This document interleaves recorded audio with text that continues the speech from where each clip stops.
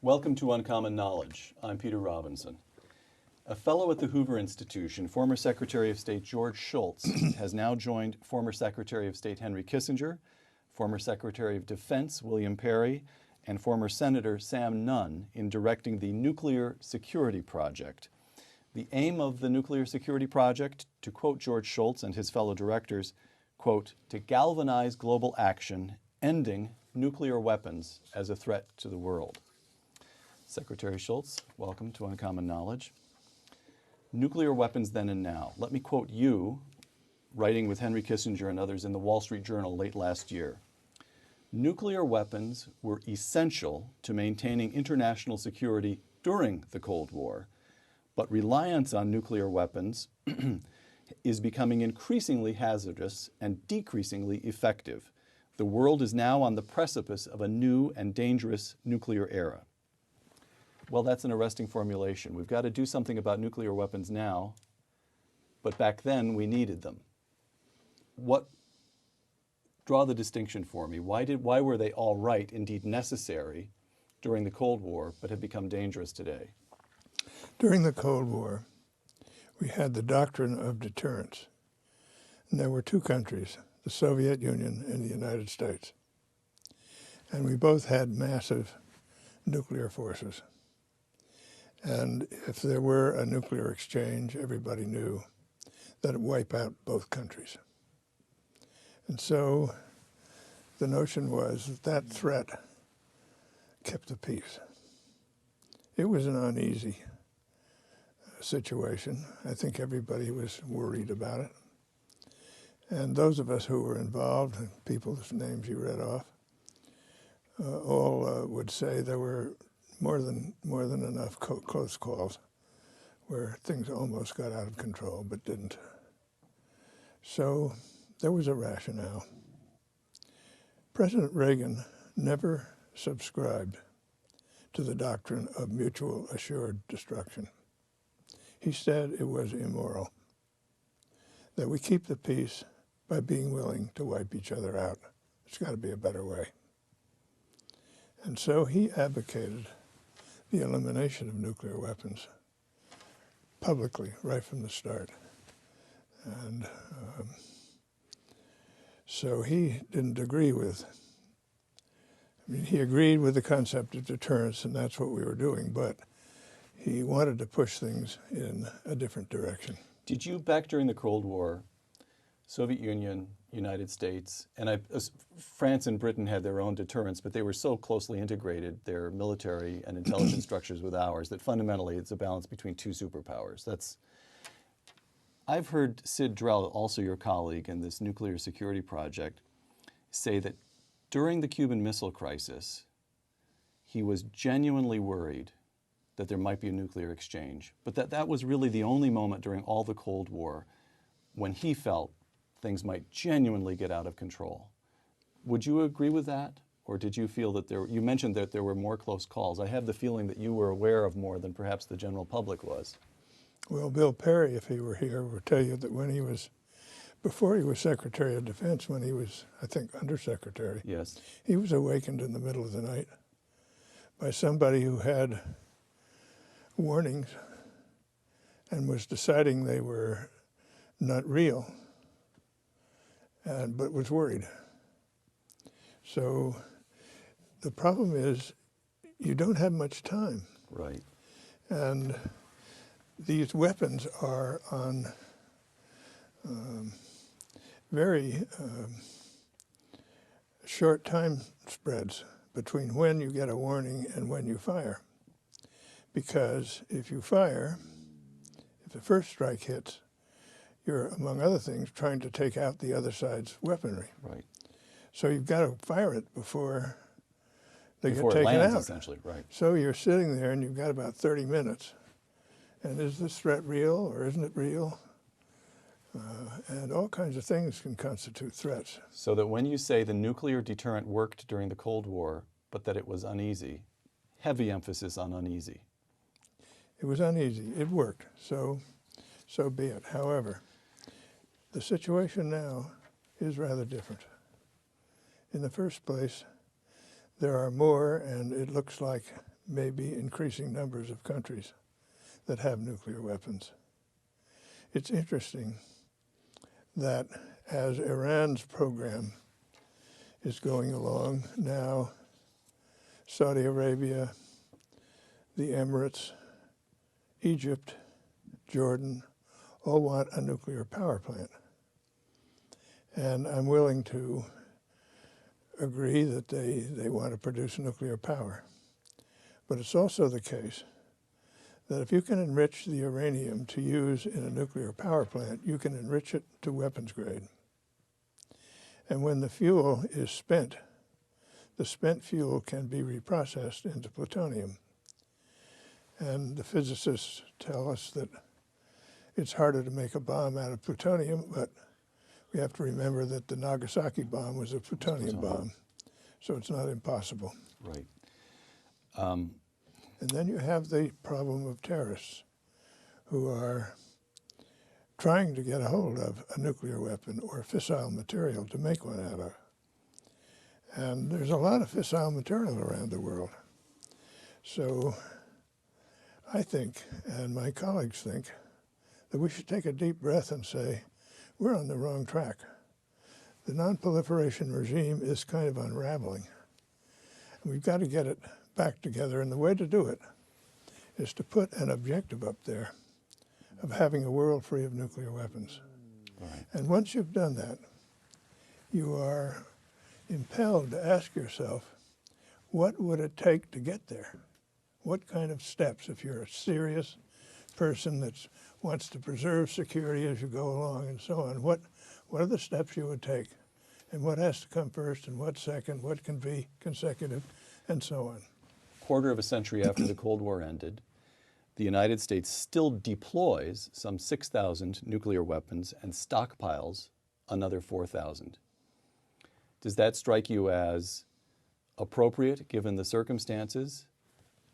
A sheer inertial hangover from the conflict we were fighting 25 years ago? How do you begin with the United States itself? If you want to eliminate a world free of nuclear weapons, what do you say to Americans? Well, in the first place, I think your 6,000 number is a little high. Is it? But well, anyway, you've been at work on this for a year, so maybe it's come down. It's well in the thousands. Yes, it is. So if a modern nuclear weapon is exploded over Manhattan Island, it incinerates Manhattan Island. That's how powerful these things are. A single warhead. Single warhead. So what's going to happen with 2,000 warheads?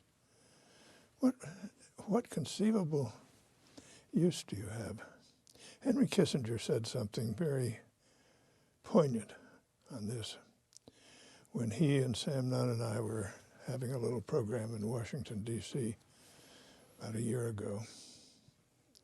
And he said, the thing that gnawed at me the most when I was in office was, what would I say if the president ever asked me my advice on whether to use a nuclear weapon, knowing that hundreds of thousands of people are going to be killed. And if you have a nuclear exchange, it's way up in the millions. So a terrorist wants to get one of these bombs to use it, not to deter. Right. So we have a problem. Should the United States move first by eliminating half its arsenal, 2/3 of its arsenal? Should we begin building down right now? Should there be some unilateral component to the American effort in pursuing this goal of eliminating nuclear weapons? I'm not a big proponent of unilateral disarmament. And I think that what we should aspire to is to put this goal forward to other countries and develop an international consensus that this is where we should go. Then, of course, between Russia and the United States, we have over 90% of the nuclear weapons in existence. So, obviously, we're going to have to do a lot right at the beginning. Can you, I'm still, even if that number is high of 6,000, I'm a brilliant researcher. I just Googled around on nuclear weapons plus the United States, and I come up with that we have some, whatever it is, it's thousands. We have thousands.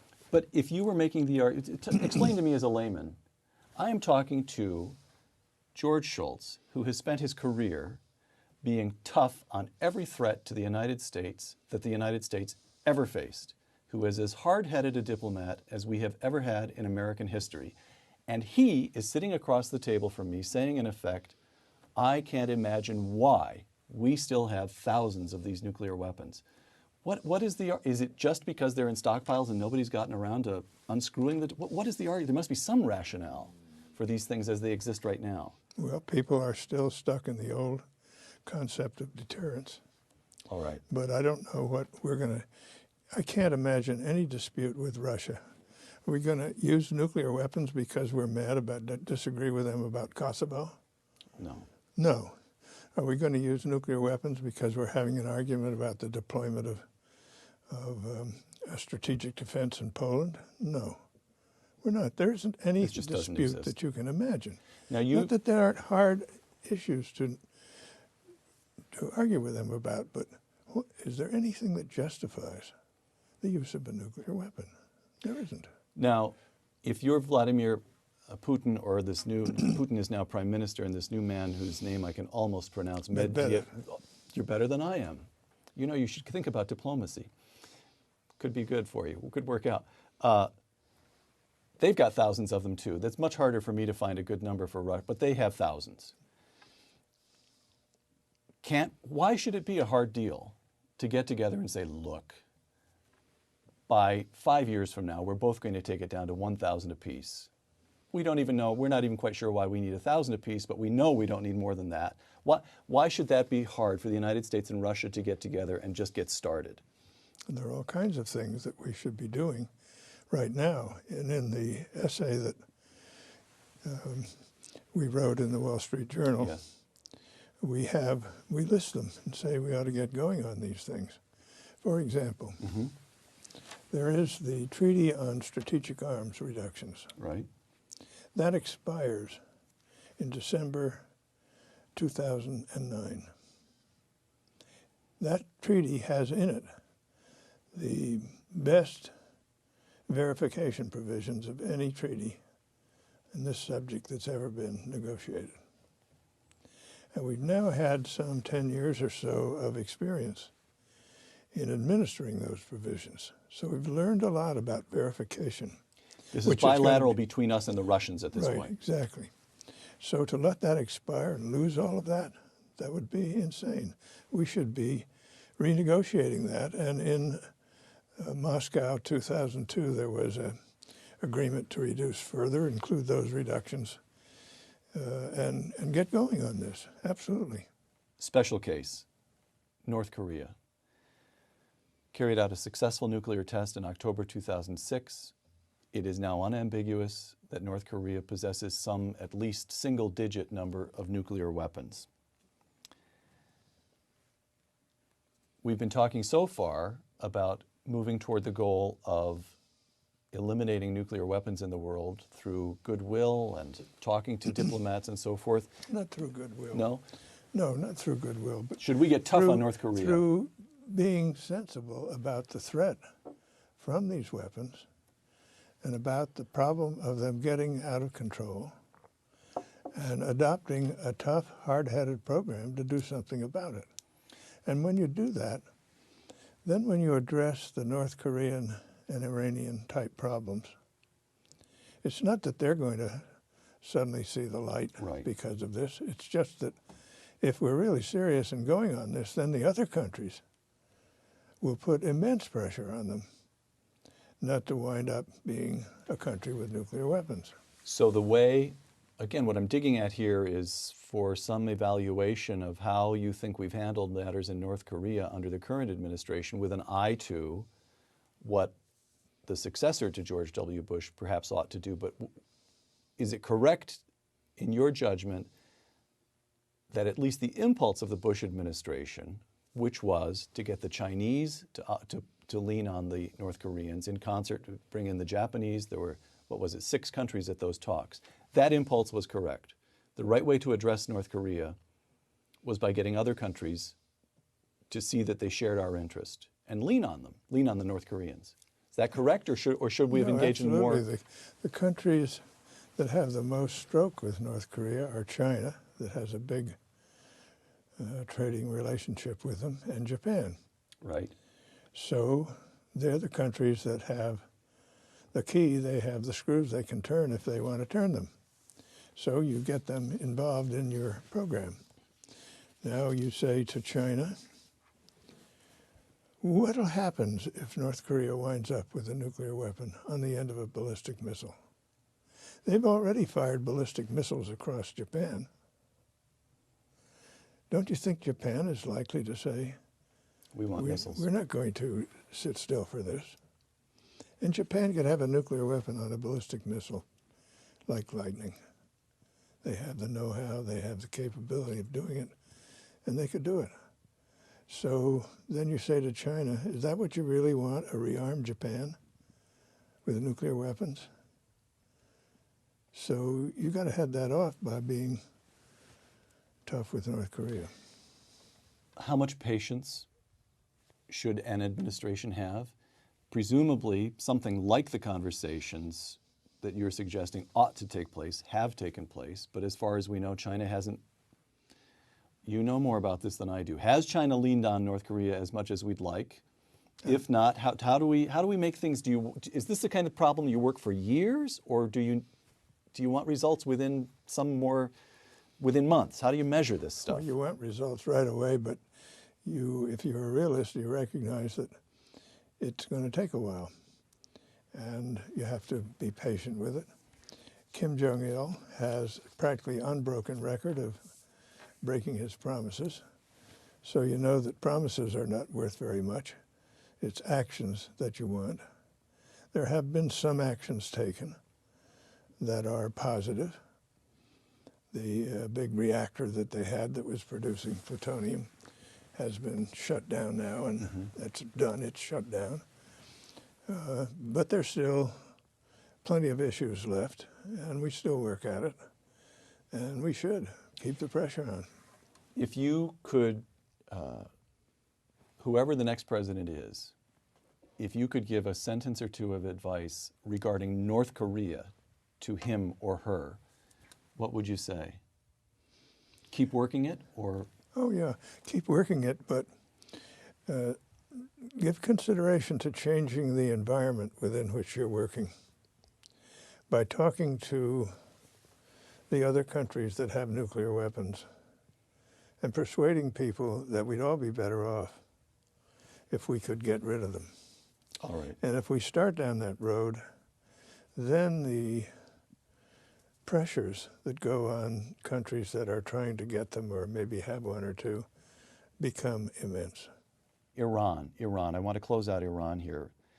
Vice President Dick Cheney, quote, "We will not allow Iran to have a nuclear weapon," close quote. Flat statement. Retired Army General John Abizaid, former Commander-in-Chief of the Central Command, quote, "There are ways to live with a nuclear Iran. Let's face it. We lived with a nuclear Soviet Union, we've lived with a nuclear China, and we're living with other nuclear powers as well." Is a nuclear, I don't mean nuclear energy, an Iran with nuclear weapons flatly unacceptable? I would think it's so. And yet when you are the vice president or the secretary of state or somebody, I think you have to be very careful with your words. Because if you say something is not acceptable, that means you're not going to accept it. Right. So what are you going to do? Don't let the world see that you were bluffing, in other words. There's nothing worse than empty threats.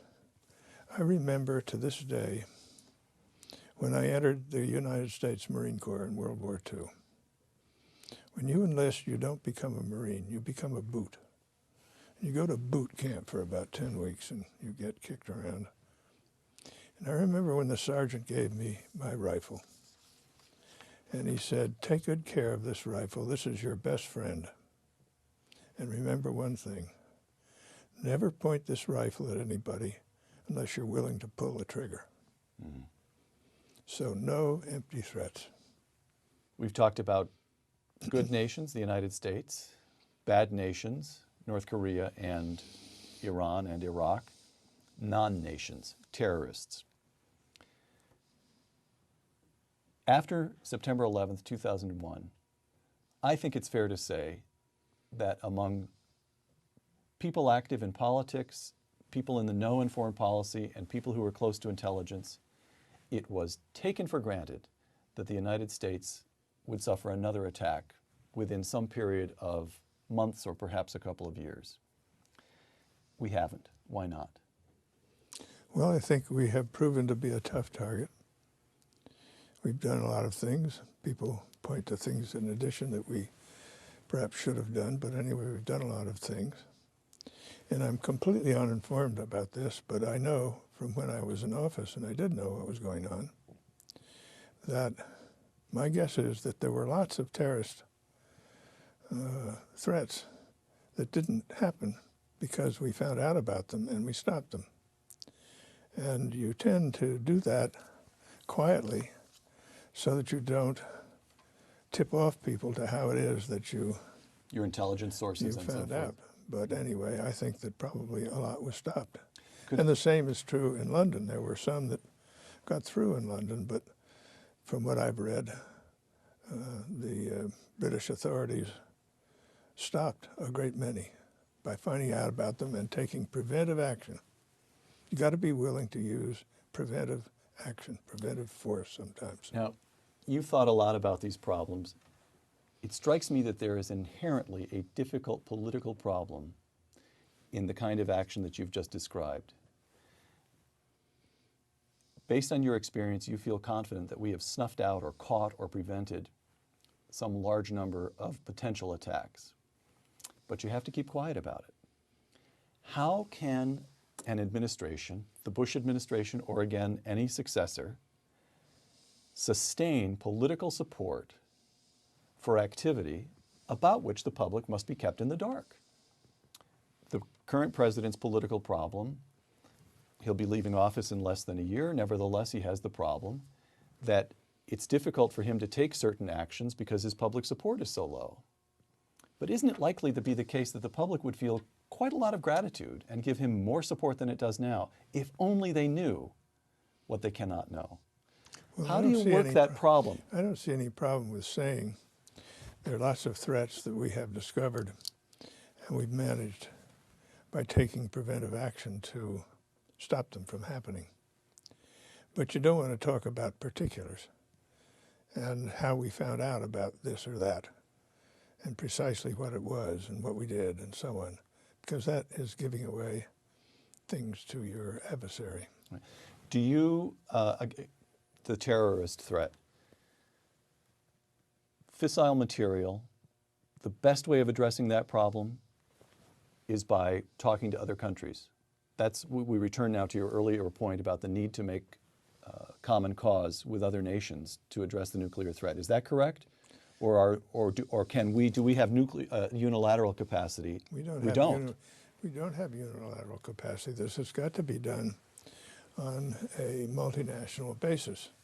And you mentioned fissile material. Yes. We need to negotiate a fissile material cutoff treaty and get other people to agree that nobody's going to produce fissile material. And we need to get a hold of make a huge effort to get hold of the fissile material that's lying around. There's fissile material in some 40 countries. Much of it is in research reactors. And I'm told I couldn't say this myself out of my own knowledge, but my friends who are physicists say they don't need weapons grade material to do the kind of experimentation that they do. So we want to get that out of there and replace it with a lower grade of enriched uranium. And there are all kinds of things like that that should be done. You and Henry Kissinger and Sam Nunn and Bill Perry and others are working on this nuclear security project. You mentioned that you just returned from Oslo, where there was a conference at which 29 countries sent representatives. Are you working in any way with the United Nations? Do you consider the UN simply too bureaucratic to take up this cause? In other words, we've just talked about the need for concerted international action. One would think the UN would be a likely locus for that kind of effort. On the other hand, the UN isn't easy to deal with, perhaps. Well, Mr. Duarte, a very able man, a Brazilian, who is the UN's chief person for this subject, was at our conference at the Hoover Institution last October, and he was at the Oslo meeting. And I think once the powers that have nuclear weapons were to get going on something, it no doubt would benefit by being part of a UN process. And Duarte is a very capable, sensible person, so I'd have a lot of confidence in him. And I might say I think the new Secretary General of the UN gives me good feeling. Good. You're supporting, I believe this is public, you're supporting John McCain for president? Yes. All right. Ought not John McCain to call during the campaign for an international conference to address these matters, and in particular for the United States and Russia to reduce their arsenals by some large proportion? Isn't this a moment when a dramatic gesture by a candidate whose credentials on national security are beyond question to get the world paying attention? Good idea? Not necessarily. I thought I had one for you there, no? Remember that what we're doing is being supported by a great many, like 2/3 or so of the former secretaries of state. Of both parties. And defense and national security advisors of both parties. I see. And people keep asking us or saying to us, isn't this a nice thing that it's bipartisan? Perry and Nunn are Democrats, Kissinger and I are Republicans. And we all say it's not bipartisan. It's nonpartisan. And this is a subject of such importance that it shouldn't be dragged into the partisan divide. It ought to be considered on its merits. There's plenty to argue about. Let's argue it just on the merits and not drag it into partisan politics. So my hope is that the candidates might say that they have some respect for us, and if elected president, I'll listen to these guys, and we'll see where we go from there. All right. A couple of last questions. These are open-ended. These are to see what else might be on the mind of George Shultz. Filmmaker Ridley Scott has announced that he intends to shoot a movie about the 1986 Reykjavik summit. Had you heard that? Ridley Scott is a big-time Hollywood producer, and he has this is from the Hollywood, from Variety. It's either from the Hollywood Reporter or Variety. I can't remember where I saw it. I hope you're impressed by the breadth of my reading here. Quote, Ridley Scott, "These are fascinating historical characters, larger than life figures, but I want to show who they were and why they did what they did. Their actions helped shape history, paving the way for the end of the Cold War." Close quote. Reykjavik 1986, of course, is where Ronald Reagan and Mikhail Gorbachev came this close to agreements that would substantially have eliminated nuclear weapons. Here's the question. The biggest audience for movies these days is young people. Kids are not going to remember 1986 in Reykjavik. What should Ridley Scott take special care to get right? Well, the record of Reykjavik is open. The note takers, we had note takers on each side that were taking notes. Those notes have been published. And so nobody has to speculate about what was said. And in the press conferences afterwards, I know I gave the one for the U.S., and I asked President Reagan as we were riding back in the car what I should say, and he said, just say what happened. Don't hold anything back. So there are no leaks from Reykjavik. It's all out there. And I do think that that was something of a turning point. And since that time, the number of nuclear weapons in the U.S. and Soviet, or now Russian arsenals, have been reduced dramatically. And Ukraine and Kazakhstan are two countries that had nuclear weapons, and they don't have them anymore. They're zero. So Reykjavik did achieve a lot, but we have a long ways to go. Another open-ended question here. During the Second World War, you served in the United States Marine Corps. During the Cold War, you served as Director of the Office of Management and the Budget, Secretary of Labor, Secretary of the Treasury, and Secretary of State. You and I now live in Northern California, where everything is beautiful, where life is affluent. What would you say to these very bright kids here at Stanford University and at other institutions across the country to convey to them that the world is dangerous, that there is a reality to threats to this country? How do you convey to kids a sense of what is now, what you saw with your own eyes, but what is now history? I think you say to them that you are very special people. You're here at one of the best universities in the world. You're getting a fabulous exposure to opportunities for learning. And with those opportunities come responsibilities. And you have to be willing to undertake some public service and help grapple with these problems. Furthermore, when people say to me, you did all this public service and we're grateful to you for all those sacrifices, I say, nonsense. Those were the high point years of my life. And it is a tremendous opportunity and a tremendous privilege to serve your country. Last question. In Ridley Scott's movie, who plays George Shultz? Why don't you take a crack at it?